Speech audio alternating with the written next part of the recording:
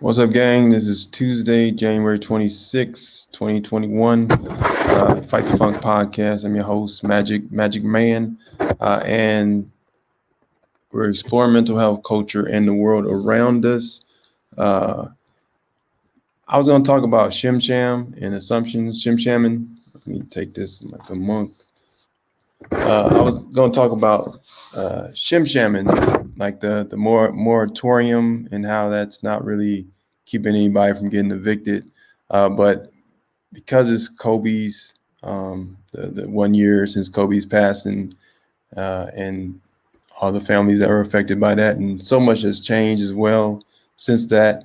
Uh, I just wanted to kind of use that as a reminder for like just people are starting new professions. People are going to be getting after it, and it's like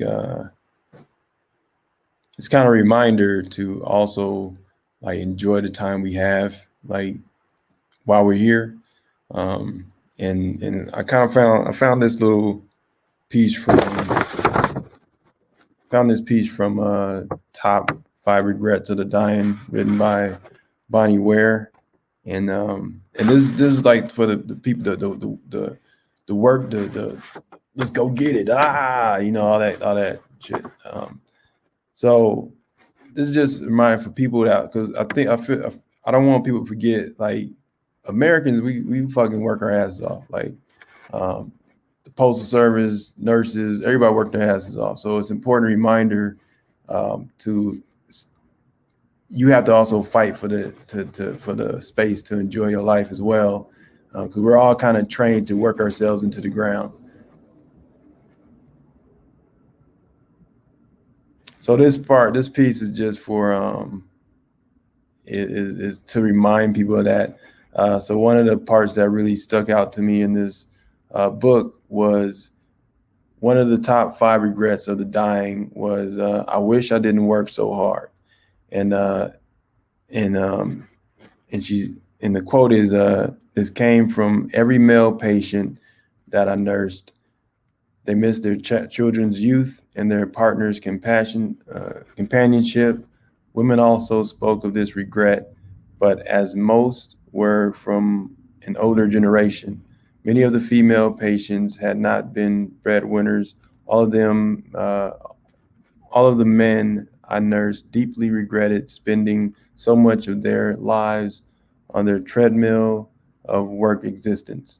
By simplifying your lifestyle and making conscious choices along the way, it is possible to not need the income that you think you do. And by creating more space in your life, you become happier and more open to new opportunities, ones more suited to your new lifestyle. I feel like that's so important, man, because it's easy to be a workhorse. Like, once you get that tunnel vision and you like that money, I gotta chase that money, son. And I think a lot of us are getting hit with the marketing of make that money, son, make that money, yeah, yeah. And I think we get caught up, man, where it's like we making the money and we gotta go get it, but for what? Um, like have a, you know, make the money to take care and be well and be with. And I think it's easy to get your identity wrapped up in got to make the money. Um, so I just wanted to point that out.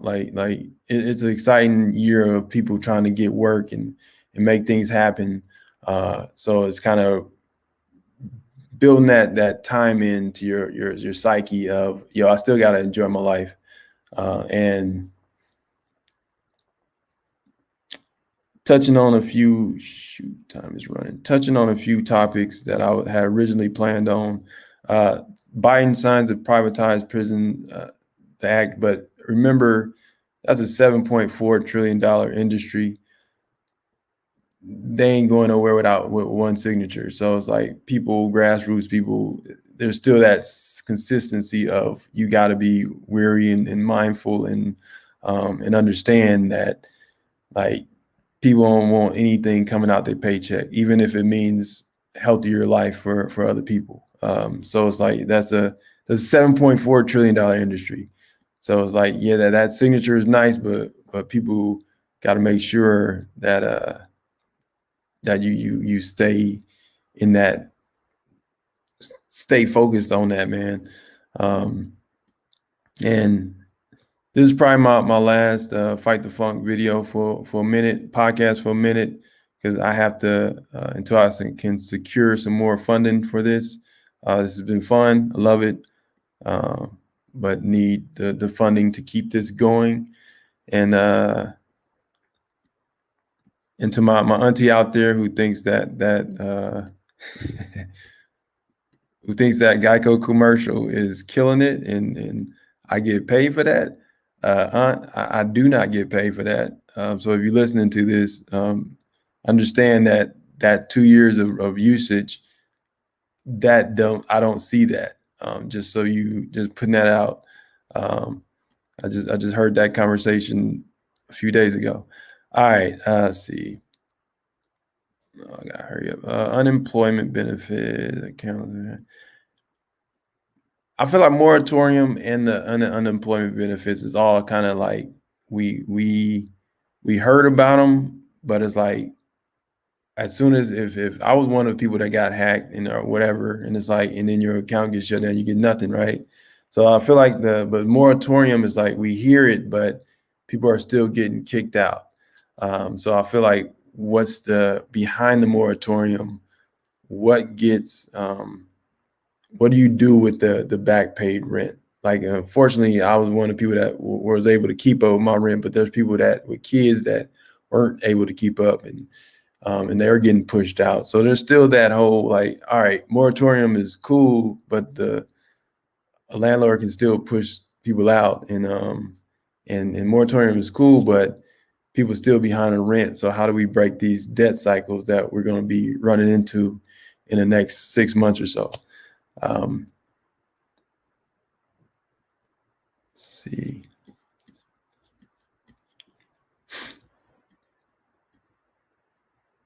Oh man. Tree.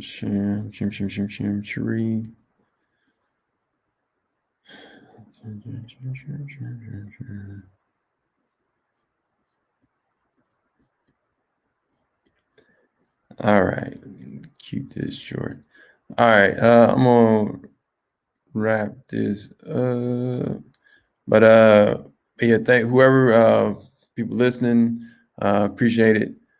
This is Fight the Funk podcast, exploring mental health, culture, and the world around us. And we'll be back. I gotta raise some funds to do that. So but yeah. So enjoy you listening and stay tuned. I'll be posting like just little clips and old episodes as well. And be well.